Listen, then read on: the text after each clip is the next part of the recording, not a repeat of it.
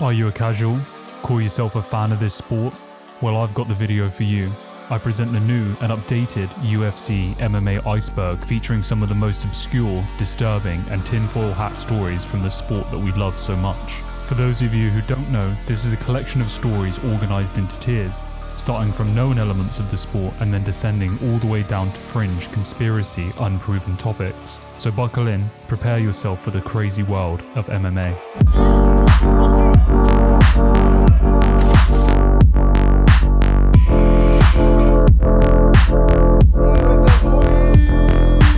Cain Velasquez was back in court this morning, shackled. And hell, I'm ready to get on top of my wife tonight. See y'all later. I'm just going to gloss over this first tier and not go into massive detail like the following levels for the sake of bloating this already crazy long runtime. The first tier has in it some of the big organisation and stars of the sport. So we are talking of course of the UFC, Bellator, One Championship and Pride FC. And therein the stars, Ronda Rousey, Conor McGregor and Brock Lesnar to name but a few. This tier is common knowledge to people who aren't direct fans of this sport. So let's quickly move on and put some meat on this bone.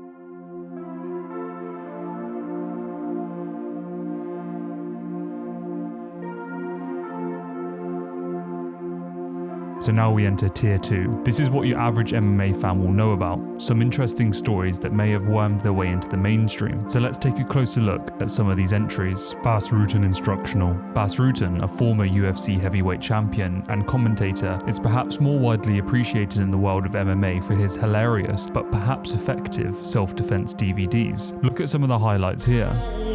Bing! Here! Bong! Ding dong ding dong! Bong bong! Ding dong! Boom! Bang bang! Carrot Bus. Chael Sonnen is renowned for his legendary trash talk. This entry on the Iceberg refers to a line that he used in reference to the Nogueira brothers. There was a bus that pulled up to a red light, and Little Nog tried to feed it a carrot while Big Nog was petting it. He thought it was a horse. Kick him in the dick. Perhaps one of the more famous things to happen in terms of audience interaction. This happened during a match between Sam Alvey and Dylan Andrews at Fight Night 55, Bisping vs Rockhold. He did, and it's looking like Team Alpha Male poster.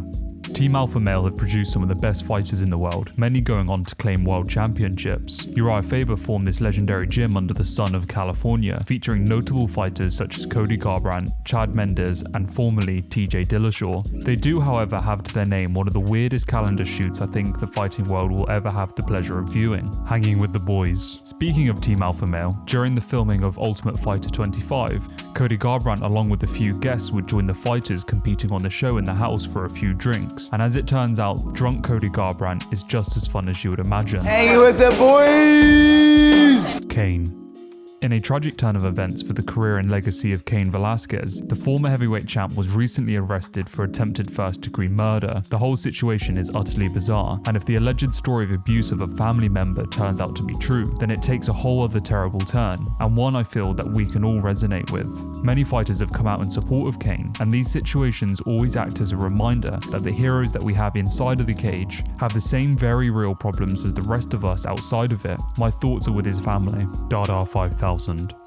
Dada 5000, an MMA fighter and part internet celebrity, rose to prominence through his street fights, which would ultimately lead to Bellator putting him in the cage with the most famous street fighter of all time, Kimbo Slice. Dada had only fought twice professionally up until this point, but Scott Coker would see the dollar signs and put the match up together. Their fight, however, was considered one of the worst of all time. Both fighters gassed out immediately. Kimbo would somehow pull off one of the strangest TKO wins you'll ever see. But what perhaps people didn't know was that Dada 5000 was declared dead twice in the aftermath of this fight. He would ultimately make a full recovery, however. The fight, however, would be declared a no contest as Kimbo was busted for doping. TRT Belfort.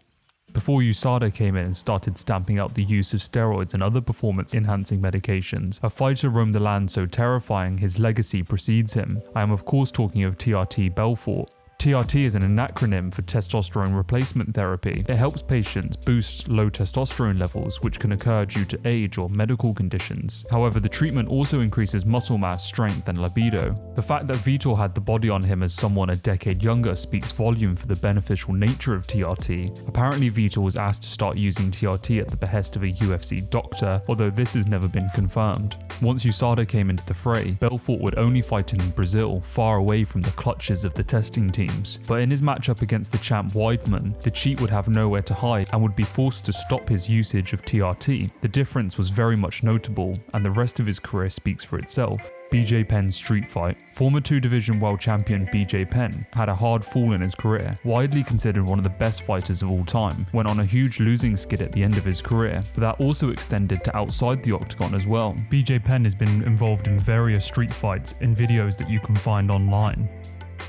Banned refs from the UFC. UFC 267 featured one of the most controversial refereeing performances in recent history. Referees whose name I won't even attempt to say allowed Dos Santos to brutally punish Saint-Denis for 15 minutes in what is widely considered one of the worst beatdowns we've ever seen inside the octagon. The ref also made the decision to take a point off of Dos Santos after landing a single accidental groin strike. After this terrible refereeing performance later in the night, John Anik would announce that the ref would no longer be doing any more fights that night.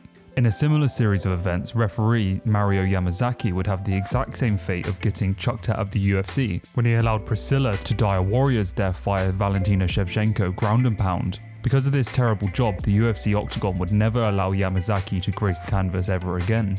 Human cockfighting. During the early days of the UFC, it wasn't always growth and sellout shows. They were up against politicians who actively sought to end their sport. John McCain, a senator at the time, went out of his way to smear the sport, describing it as human cockfighting. I've done a video on this as part of my entire history of the UFC video series, which is on my channel. So if you want a more detailed look at this, then please check that video out. Tough one.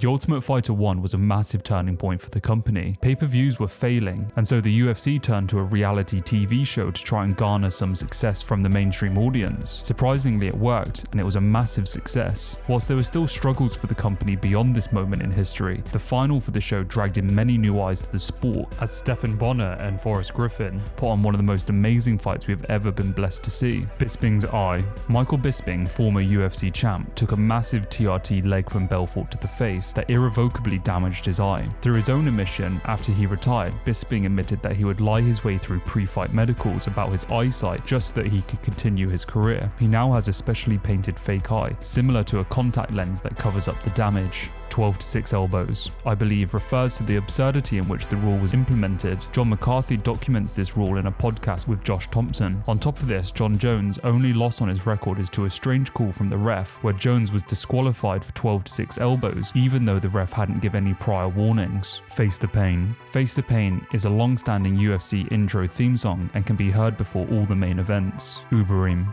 Uberim is the Alistair Overeem that we all know and love, except juice to the gills and some questionable enhancing medication. John Jones hit and run. On April 26, 2015, light heavyweight world champion John Jones hit a pregnant woman at an intersection in his car. He then fled the vehicle on foot, abandoning the injured victim of the crash. He was given 18 months probation for his crime, and the UFC also stripped him of his belt. Let me bang, bro. During season 16 of the Ultimate Fighter reality TV show, an intoxicated Julian Lane, who had lost his previous fights, was frustrated in the lack of active competition. This led to a massive breakdown that will live on in infamy.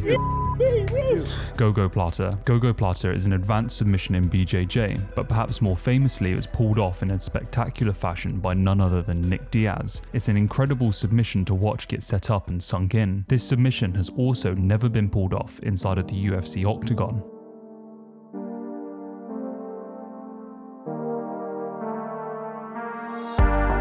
And now we arrive at level 3, and this is just a reminder that the deeper we go, whilst I may explore each topic individually, some of these entries could be their own hour-long video, so just keep in mind that these are just rough main points of each entry.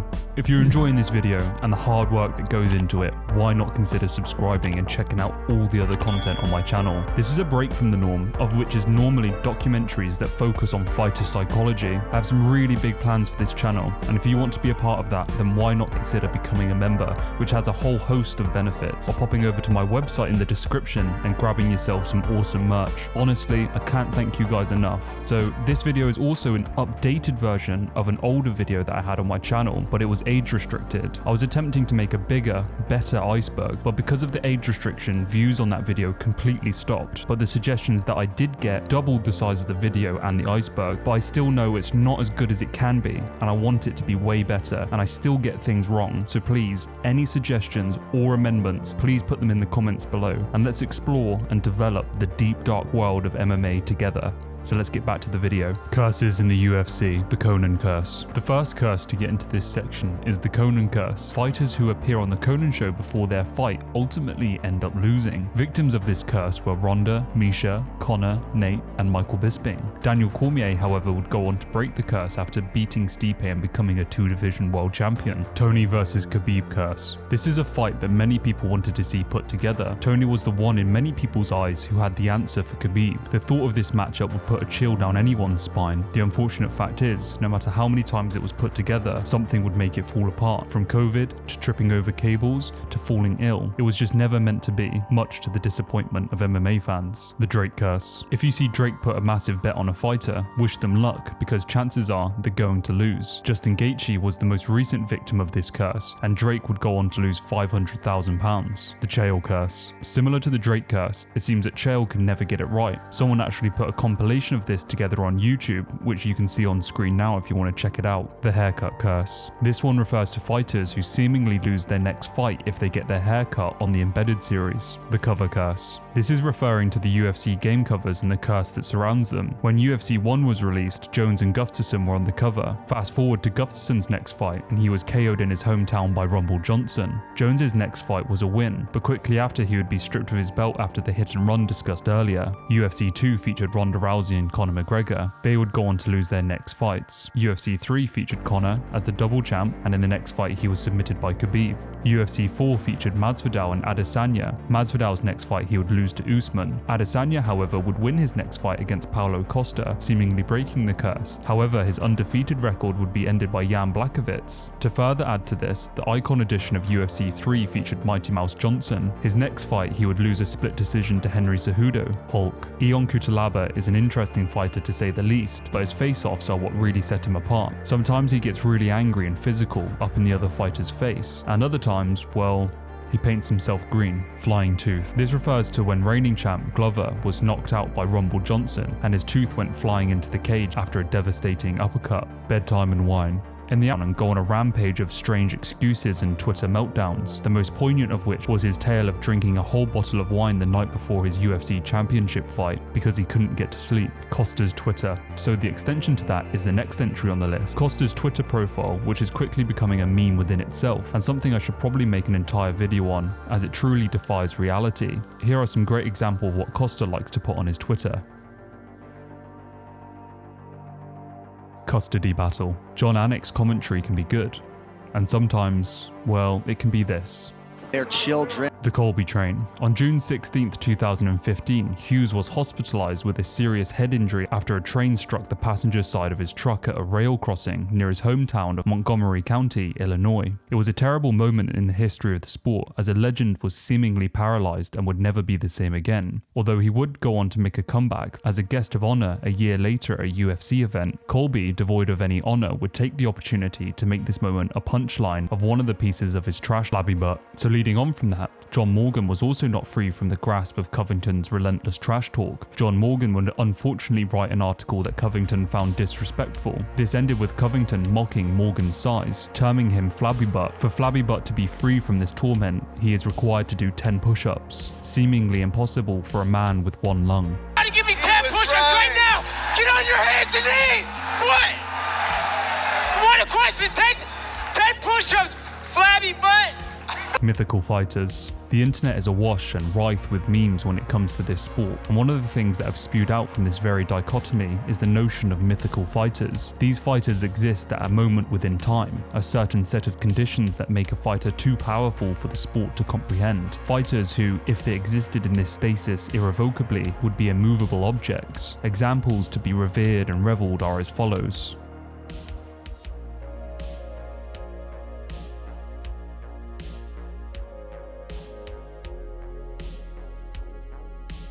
Tito tapped. Bellator 170 would see longtime rivals Tito and Chael square off with each other. Chael would immediately go to what he does best, wrestling. During a grappling exchange, Chael would seemingly give up a great position, to which Tito took advantage of and subsequently submitted Chael. After the fight, however, Chael would claim that he clearly felt a tap.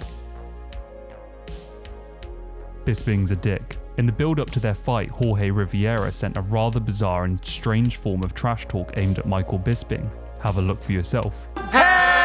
Have you ever met my friend Bisping? He's the biggest dick in the whole wide world. He's a mean old dick and he has stupid hair. He's a dick, dick, dick, dick, dick, dick, dick, dick, dick, dick, dick, dick, dick, dick. Yoshihiro Nakio. On December 31st, 2005, Yoshihiro was involved in a memorable MMA moment during K1's Dynamite 2005 show. During the pre-fight stare-down with his opponent, Heath Herring, Yoshihiro leaned in and kissed him on the lips. Herring reacted, delivering a right hook to the jaw of Yoshihiro, knocking him out cold. Herring was immediately disqualified and Yoshihiro was carried from the ring. Shortly thereafter, Yoshihiro's cornerman attacked Herring and a brief melee ensued. Hans Molenkamp. Molenkamp is a person that facilitates monster sponsorship for athletes through the UFC. As a broker of sponsorships, it seems that you wouldn't be some kind of social media influence, but Hans has been called out for abusing his power by forcing fighters to post videos, pictures, stunts, and sparring footage with him in order to earn these lucrative sponsorship deals. He was most notably called out by Dominic Cruz for his abuse of power, with Dominic wanting to fight him and publicly slandering his name for the incredulous actions. You can find some crazy footage out there of the types of things he gets fighters to post about for him.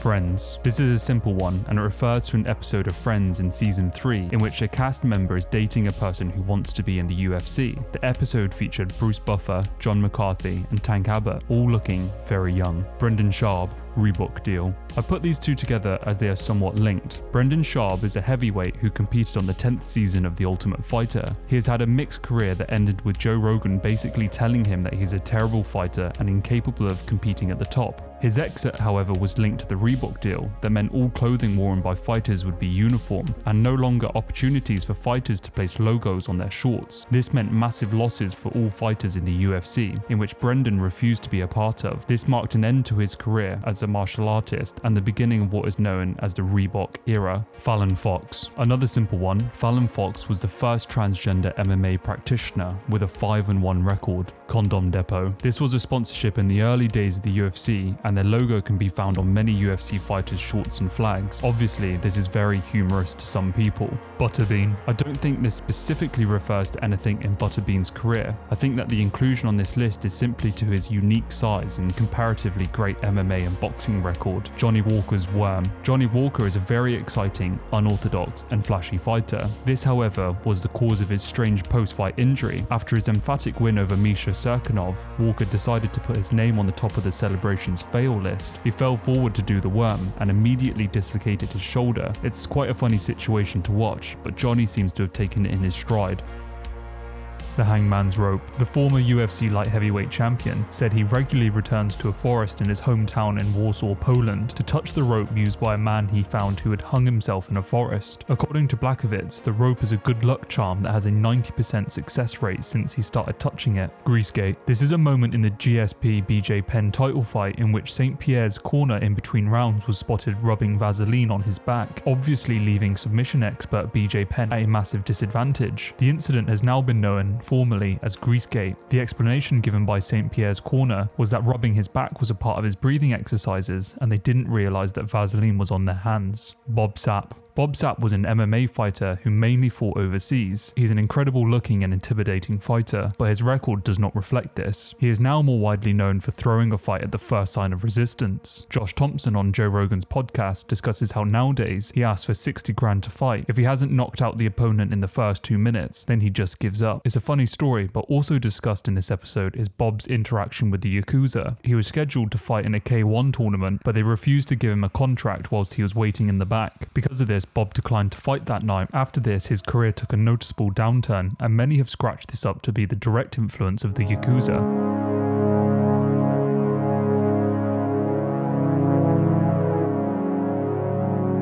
Welcome to Tier 4. Now we'll explore some of the more fringe stories, but some that will have no doubt hit the headlines at some point. However, these stories will fade into obscurity. Cruz vs Ninja. Former bantamweight champion Dominic Cruz was challenged to a sparring session during his title run by a self-confessed ninja. He wanted to test his mettle against one of the best fighters in the world, and it went just as you could imagine. Kevin Holland defeats bullies. In more stories that stem from the general population challenging professional fighters, some people over on Instagram decided it would be a good idea to call out Kevin Holland for a fight. He would kindly oblige them and step into the training ring with them. Ref takes teeth. During fight night Smith vs Texera, Smith was taking a massive beating in the main event, with many fans wondering when the fight would be stopped by the ref. Alas, Smith would make it to the final buzzer. However, during the fight, whilst being ground and pounded, Smith would hand the ref some of his teeth that had been knocked out. Suction cup losses. This refers to a Reddit post that reads as follows. I noticed that every fighter that came in with those cupping marks on their back lost their fight. Nasrat lost to Bobby Green. Hernandez lost to Renato. Derek Lewis lost to Ty. This clearly confirms to all of us that cupping is the worst base for MMA.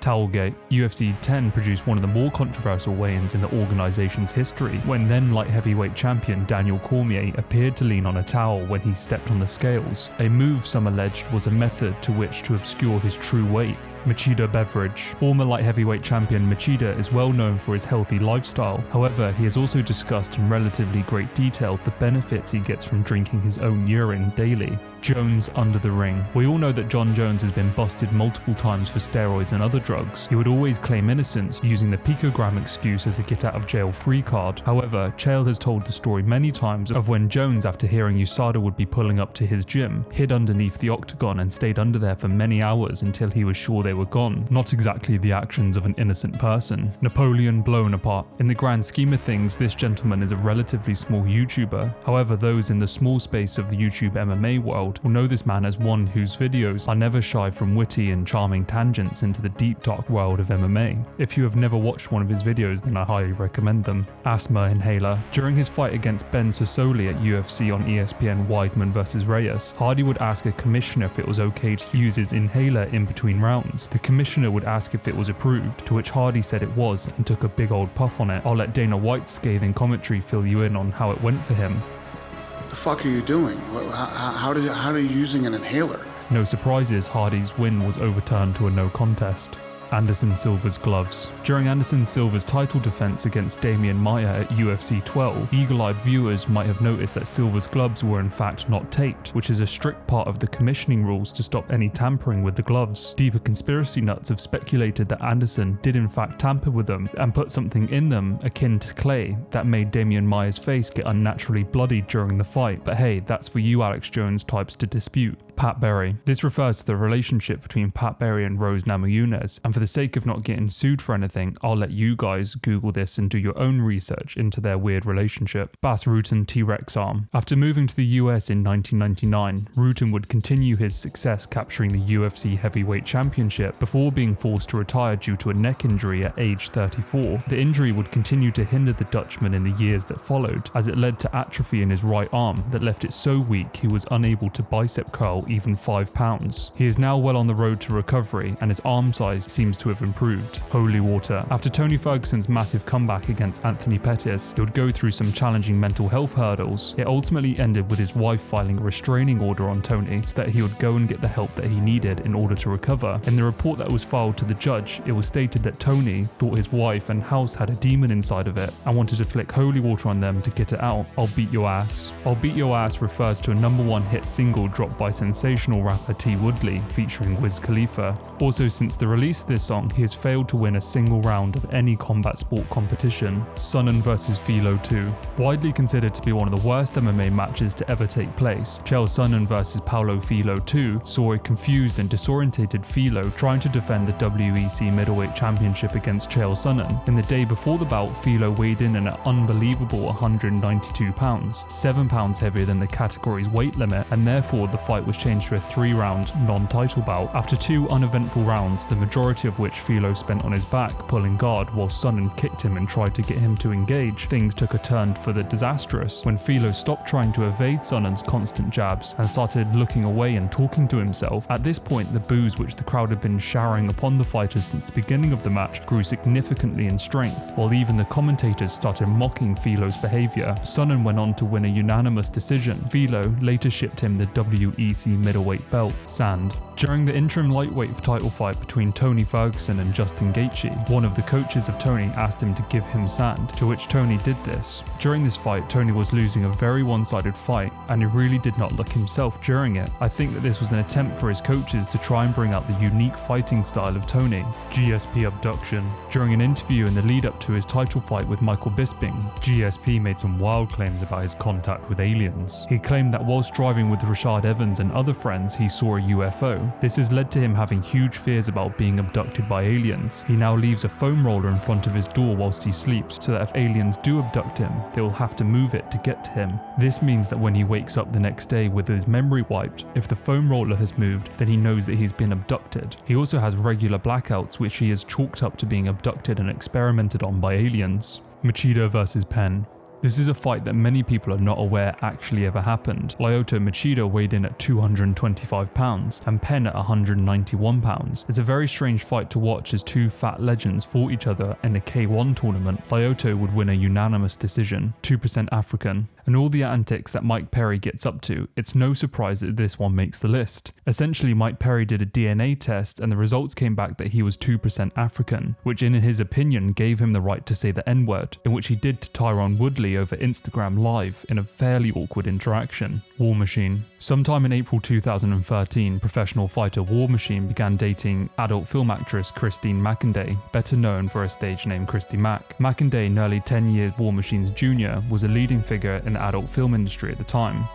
Their relationship was described by McInday as passionate, but she also described War Machine as physically and mentally abusive and controlling. The abuse got to the point where Mac ended their relationship in May 2014. On August 8th, War Machine assaulted McInday and her associate Corey Thomas in Mac's Las Vegas home. He first went for Thomas and attacked him for 10 minutes. Copenhagen then put Thomas in a chokehold, only to be let go of after he was made to swear not to go to authorities. After Thomas escaped, Copenhagen set himself on McInday, whom he assaulted for a full 2 hours. The story is very violent and disturbing, and takes some more wild twists and turns, but for the sake of not getting demonetized like I did last time, I will forego the information. Just check out War Machine's Wikipedia for a full breakdown of these events. Evan Tanner. Evan Tanner was a former UFC middleweight champion. In the summer of 2008, Tanner announced plans for a solo trip to the Imperial County, California desert. He purchased a dirt bike on September 3, 2008 and rode into the desert region west of Palo Verde, California to go camping. According to his manager, John Hayner, Tanner called that afternoon to say that his bike had run out of gas and that he would walk back to his camp. This conflicted with later reports that his bike was found at his camp. He reportedly intended to refill his water bottles at Clap Springs before heading back to the campsite, but was unaware that the spring was usually dry. Temperatures that day reached 118 degrees Fahrenheit, 48 degrees Celsius, but in a text message to a friend, he said he thought he could make it back to his camp if he traveled during the later hours of the evening. He told friends to contact authorities if they did not hear from him the following morning. When friends did not hear from him the next morning, they reported Tanner missing and a search was begun. His body was discovered near Clap Springs with empty water bottles by a marine helicopter on September 8, 2008. The Imperial County coroner determined that the time of death to be between late September 4th and early September 5th, but the legal date of death was recorded as September 8th, 2008. According to a military article, Tanner's motorcycle was at his camp, and within his provision were ample supplies of water. The Imperial County Sheriff's Office gave an official cause of death as heat exposure.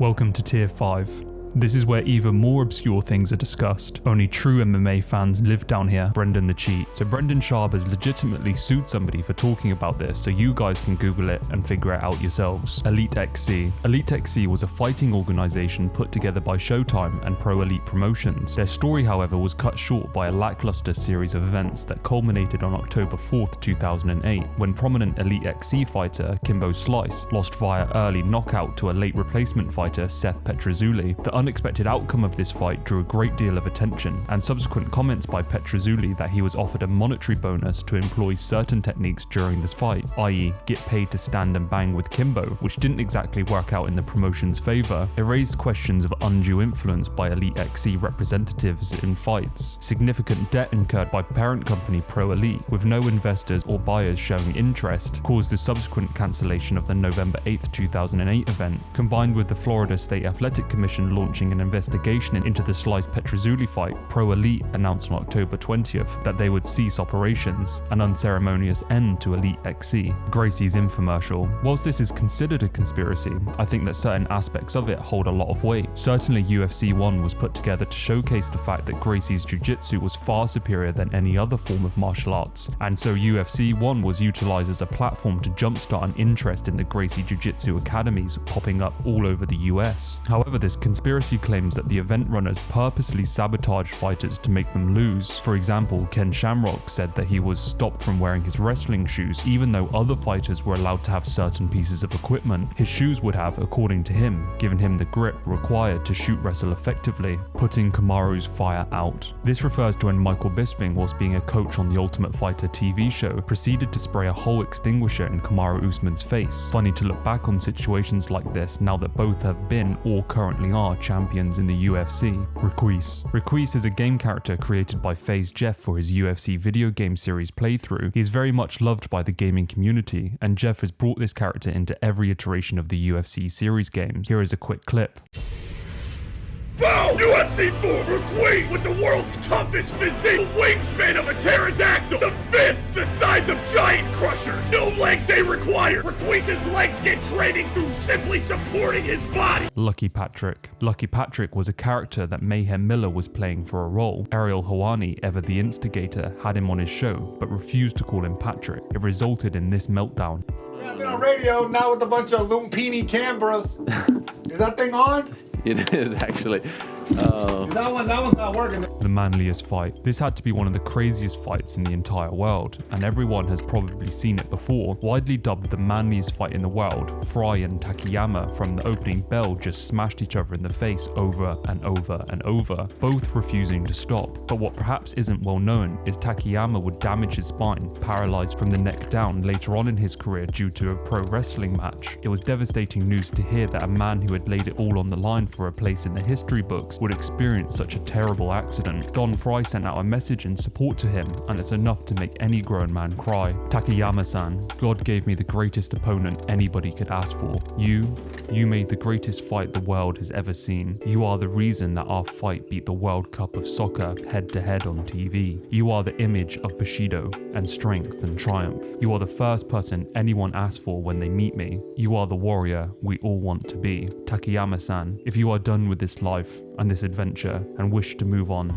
good luck. We are not ready to lose you and let you go. Therefore, we will always remember you. But if you must go, sir, Godspeed. Holdsworth concussion. This refers to fighter Chris Holdsworth, who you might know as one of Team Alpha Male's best coaches. He was actually a professional fighter, winning the Ultimate Fighter Season 18 and going on to win a further fight in his UFC debut against Chico Camus that extended his professional record to 6-0. But according to Uriah Faber and Cody Garbrandt, Chris's promising career in the promotion was cut short after TJ Dillashaw lost his temper during sparring and kneed Chris in the back of the head, giving him a concussion and a whole host of other problems. This is why TJ was apparently nicknamed Killershaw in his gym, because he was notorious for losing his cool and lashing out at fighters. Lee Murray. So I do actually have a video that has been written and planned about this very entry, as it is extremely long and detailed story. Essentially, Lee Murray was an English gang member who fought in the UFC. He had been stabbed, shot at, and had done the very same himself. He was truly a terrifying person. He was also reported to have knocked out then reigning and defending light heavyweight champion Tito Ortiz in a street fight in London back in 2003. The UFC were looking to set up a fight between the two if Murray could string a couple more wins together. However, those hopes would be dashed against the rocks when Murray committed the biggest bank robbery in English history. He subsequently fled the country with his riches to Morocco. Eventually the police would catch up with him, and he is now serving time in a Moroccan prison. A truly bizarre story, and I can't wait to get my video out on this. Crazy Horse versus Silver. This refers to an incident that took place in Pride Shockwave 2005, in which Crazy Horse Bennett, a fighter who seemingly had a screw loose, decided to go into his opponent's locker room. He would go in there to taunt and mock his rivals. This led to a confrontation in which Brazil's shootboxing team's jiu-jitsu coach arm-triangled Crazy Horse unconscious. Whilst they were taking him out of the locker room after returning to consciousness, he would again try and fight. However, this time he would land a punch on Vanderlei Silva, knocking him unconscious. The crazy thing is, Silva still had a fight that night to defend his Pride middleweight championship. His coaches would tell Silva that he was ready and would still compete, even after getting knocked out. He would go on to win a split decision and defend his title. The YouTube video in which Silva discusses this is on screen now if you want to have a look at the full story. Whitey Bulger. Before the UFC, Dana White was working as part of a boxing gym in Boston. It was during this time he was approached by men who were a part of Whitey Bulger's infamous gang. He was extorted, and rather than pay these people, Dana just upped and moved to Las Vegas, which if it wasn't for this strange event, the UFC probably would never have existed. So you have to thank murderer and FBI snitch Whitey Bulger for the UFC. Jack Slack. Jack Slack is a pen name of an anonymous British freelance writer, podcaster, analyst, and amateur historian of combat sport. Most notable as a mixed martial arts striking analyst, writing detailed analytical breakdowns of fighters, fighting techniques and strategies, using videos, photos, and GIFs. Slack formerly wrote regularly for BloodyElbow.com, Bleacher Report, Vice Sports, and Unibet. Due to a successful Patreon support, he independently writes on his blog, FightRhymer.com, and bi-weekly podcast Jack Slack Podcast, formerly known as Fights Gone By Podcast. On YouTube, he's also the author of the very popular Conor McGregor book, Notorious. His videos can do really well sometimes, and he's just hit 100,000 subscribers, and I'm a really big fan of his channel, so let's give him some love and head over there.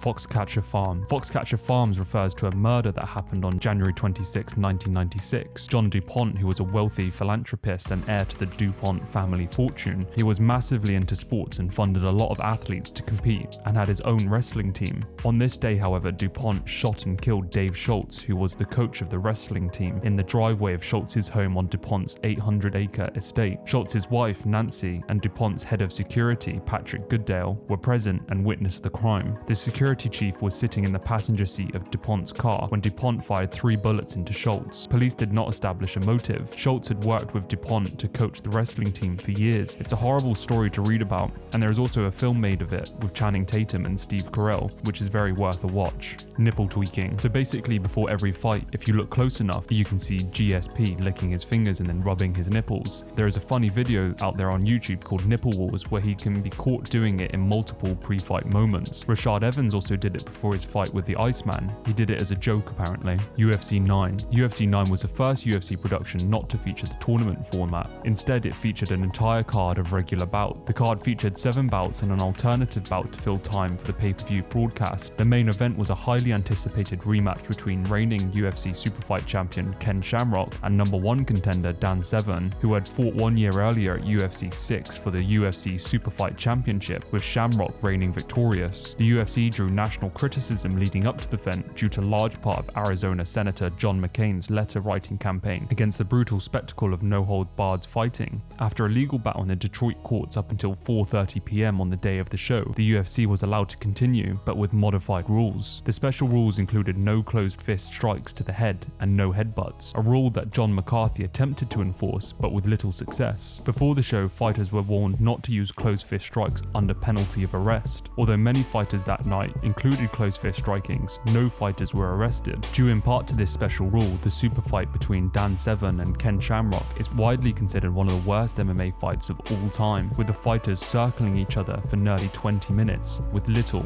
or no contact. Chimaev and Kadyrov. This refers to Hamzat Chimaev, who fled Chechnya when he was 9 to Sweden. He has since returned to his home country of Chechnya on multiple occasions to hang out with none other than Kadyrov, who is the head of the Chechnyan Republic. He is a man that has frequently been under fire for human rights abuses. Many people who speak out against him wind up dead. He even apparently has his own death squad who he sends out to murder such people. If you want to learn more about this, then I would recommend the video on my channel with regards to Chimaev. School of Self-Awareness. The School of Self-Awareness Awareness is a group run by Joshua Fabia, who has been compared to many cult leaders for his strange and out there training and lifestyle. He would go on to essentially brainwash Diego Sanchez into doing some incredible things. It was a very strange thing to watch as it slowly unraveled, resulting in Diego losing his job with the UFC. Clearly, Joshua had misled him and used him in a pawn of a wider game. It's unfortunate for Diego's career to end in such a shameful way, but that's the power of unhinged men such as Fabia. And if you want to learn more about this, then I also have a video about this on my channel.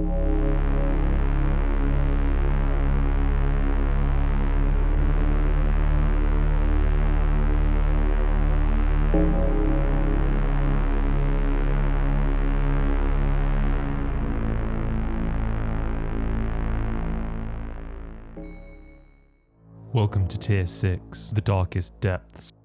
Deer hunter. This refers to when Bryce Mitchell, who was out hunting, rear naked choked a deer to death. He had missed a crossbow bolt, but the doe who was trying to sleep just looked around for a bit and went back to sleep. Bryce, who needed to put food on the table, got medieval on the deer, snuck up to it and sunk in a rear naked choke. And wrapped my ankles, you know, did the standard little ankle lock. You know, I couldn't do a body triangle, so I just crossed my ankles and squeezed every living shit.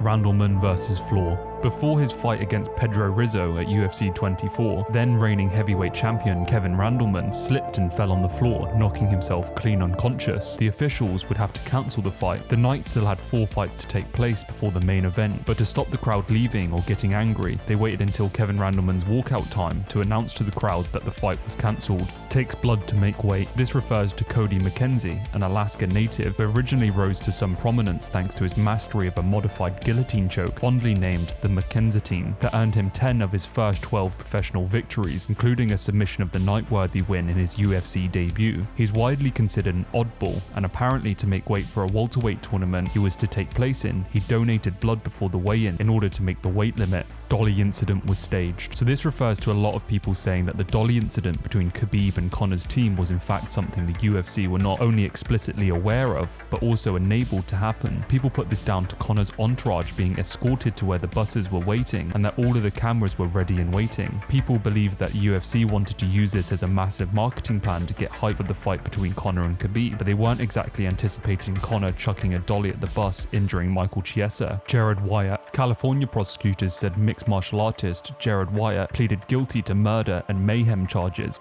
after being accused of murdering his friend whilst high on hallucinogenic drugs. Conor was injured at UFC 200. So the conspiracy goes that the reason Conor was pulled from the UFC 200 card was because he was in fact injured, not because of his apparent lateness. The reason for this was because a large part of Conor's game was the fact that he would never pull out of events. With this event being such an important part of his career and that he was trending into stardom, Dana schemed and made an excuse as to why he was pulled from the card. So Conor's lateness and subsequent firing from the card was a strange publicity stunt to save face for Conor. GSP didn't make weight. Welterweight champion George St. Pierre was apparently just as surprised as Nick Diaz, along with his Stockton, Californian entourage, to learn moments before the official UFC 158 weigh-in that Quebec Athletic Commission would not count the decimal. George was quoted as saying, "They came to us just before weigh-ins, and even I was surprised. They told us that they were going to round down to the nearest whole number." Apparently George weighed in at 0.4 pounds over the limit, but because the commission apparently made up this rule, the title fight went ahead regardless, which is relevant as lightweight champion Charles Oliveira was recently stripped for his title being 0.5 pounds over. There is a video circulating of Diaz being told of this special rule. Was it the commission working with George, or was it just a coincidence that worked in the favour of George? Who knows, but it certainly is very strange to think that in any other commission, George would have been stripped of his title. Belfort's sister. Vitor Belfort's sister, Priscilla, disappeared on the 9th of January 2004. She was never found again. 3 years later in 2007, Elaine Piver confessed to have been involved in her kidnapping and murder. According to a woman, Vitor Belfort's sister owed $4,000 to drug dealers and was served as a motive for the kidnapping. She was allegedly killed thereafter, and her body was buried in the woods in Rio de Janeiro. Despite conducting multiple searches, police were unable to locate her remains. Colby's on steroids. So if you cast your minds back to all the times that Colby was in a position to fight for the belt against Tyron Woodley whilst being the interim title holder, you will recall that his excuses for not being able to fight for the title didn't exactly hold water when you consider what what was on the line. So this conspiracy goes that what was in fact happening was that Colby had popped for steroids, and instead of getting a public ban, he was allowed to serve his time by making excuses. I don't exactly buy into this one that much, especially considering Colby's relationship with Dana White. Why would they ever cover up for him? But people feel that the most damning piece of evidence was when Colby made a rare interview during this time period, and without prompting went on a tirade about how he had been working with USADA and how he was clean. It was a strange tangent that many people have chalked up to be an admission of guilt. Staged fights.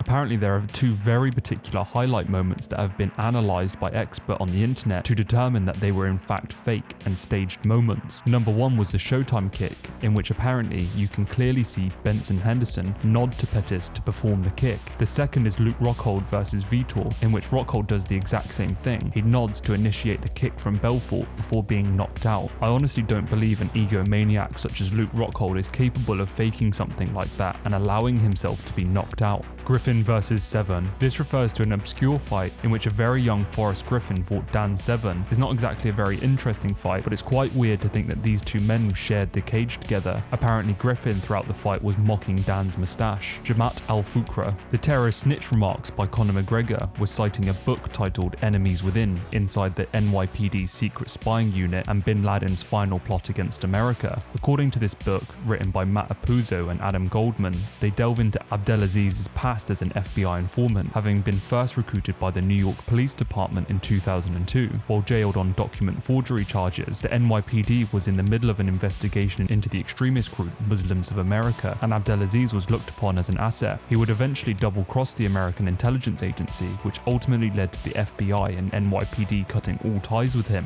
Ali Abdelaziz is an Egyptian-born former member of Muslims of America jihadist cult group. MOA is an alternative name for the Jamaat al-Fukra terrorist group led by a radical cleric in Pakistan. If you want to investigate them, be my guest. They have got up to some crazy things. Fake doctor. This is a story from Matt Brown, so let me read out what he said. So I go there, get weighed in, and I'm sitting in the back, and this guy is like posing as one of the doctors, and he said, "I seen you out here cutting weight. You can't cut weight anymore. You need to rehydrate." So I started drinking water, Matt Brown declared. Dana comes over like 5 minutes later, Brown continued, and he's like, "Hey, did somebody tell you not to cut weight?" He goes, "That dude is not a doctor. I don't know who that guy is." And I guess he told somebody else not to cut weight either, and that was the last I heard of it. Matt Brown would say that he told Dana White he could attempt to cut more weight and was just basically following the fake doctor's orders. Of course, Brown didn't know that the doctor was fake until it was too late. So Brown said that Dana and the UFC basically brushed the whole strange series of events aside. And what was more strange is apparently the fake UFC doctor told multiple fighters to stop cutting weight that day, and Brown wasn't the only one unfortunate enough to get bamboozled by the fake doc. This would be the only time that Matt Brown failed to make weight for a UFC event.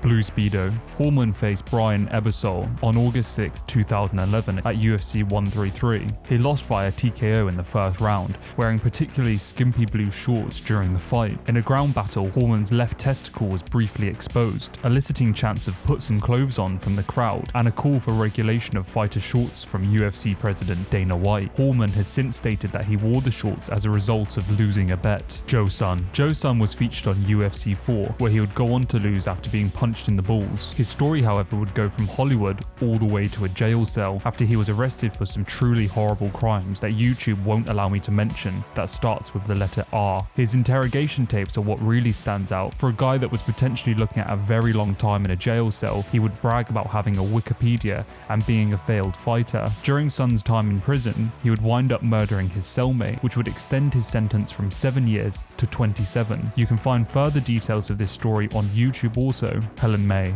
Helen May is now an MMA journalist and is also the girlfriend of MMA personality, the Schmo. I think what this might be referring to is LFC, or Lingerie Fighting Championships. Do yourselves a favor and Google it yourselves. Conor assassination attempt. This refers to a Reddit post made by a since deleted account that tries to piece together a narrative that suggests the reason Conor's performance was so lackluster against Khabib in their fight was because Conor was almost the victim of an assassination attempt. The post is a little bit tricky to read out loud, so I'll just summarize. Essentially, Joe Rogan and Jon Anik were discussing the fight during the event. Anik would say to Joe that he would no longer feel confident betting on Conor after finding out what had gone down in the locker room earlier in the night. Joe inquires as to what he means, but Anik changes the narrative slightly, saying that his locker room didn't feel calm like it normally does. Joe Rogan in a podcast after the event would discuss how a gunman tried to enter the venue and asked Jamie to pull up a story regarding this. Jon Anik's podcast after the event also would have Kenny Florian trying to get Anik to discuss what had happened backstage, but to no avail. It was also reported that Islam had been making gun gestures and pointing to his forehead in the presence of Conor. So the conspiracy goes that a gunman tried to kill Conor,